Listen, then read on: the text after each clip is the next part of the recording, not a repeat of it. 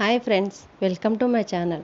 ఇక అప్కమింగ్ ప్రోమోలో అరెస్ట్ అయిన సూర్యబాబుని బ్యాడ్ చేయాలని వార్తల్లోనూ టీవీల్లోనూ బ్యాడ్గా ప్రచారం చేస్తూ ఉంటారు. అప్పుడే జ్యోతమ్మ టీవీ ఆన్ చేసేసరికి సూర్యబాబు గురించి చెడుగా వార్తలు చూపించేసరికి హాల్లో అందరూ వచ్చి ఆ టీవీలో వస్తున్న సూర్యబాబు గురించి చూసి షాక్ అవుతారు.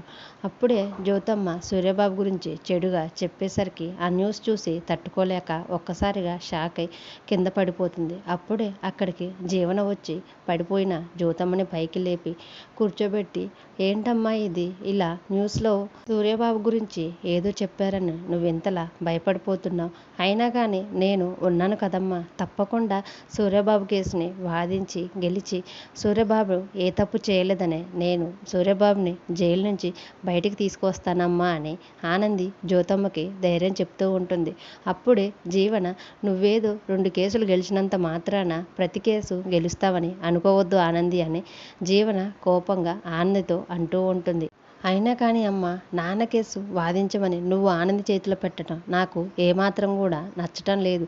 ఆ నాన్న కేసు వాదించడానికి ఆనందికి ఎలాంటి అర్హత కూడా లేదు అని జీవన ఆనందితో కోపంగా అంటూ ఉంటుంది. జీవన మాటలకు ఆనంది, ఎందుకు జీవన అలా మాట్లాడుతున్నావు? నేను ఖచ్చితంగా ఈ కేసుని గెలుస్తాను, గెలిచి తీరుతాను, సూర్యబాబుని ఎలాగైనా జైలు నుంచి బయటకు తీసుకువస్తానని ఆనంది ఖచ్చితంగా జీవనతో అంటూ ఉంటుంటే అప్పుడు జీవన మాత్రం, అయితే నువ్వు ఈ కేసు గెలవకపోతే ఏం చేస్తావో చెప్పు అని జీవన కోపంగా అంటూ ఉంటుంది.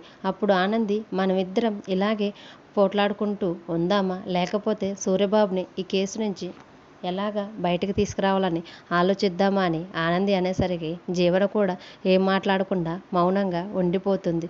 మరి ఆనంది ఎటువంటి ఆధారాలు సేకరించి సూర్యబాబు ఏ తప్పు చేయలేదని జైలు నుంచి ఎలా బయటికి తీసుకొస్తుందో, తన వాదనతో ఎలా సూర్యబాబు ఏ తప్పు చేయలేదని నిరూపిస్తుందో మిస్ కాకుండా చూడాలంటే ఈరోజు సీరియల్ని మిస్ కాకుండా చూడండి. డైలీ సీరియల్ అప్డేట్స్ కోసం మన ఛానల్ని లైక్ చేసి సబ్స్క్రైబ్ చేసుకోండి. Thanks for watching.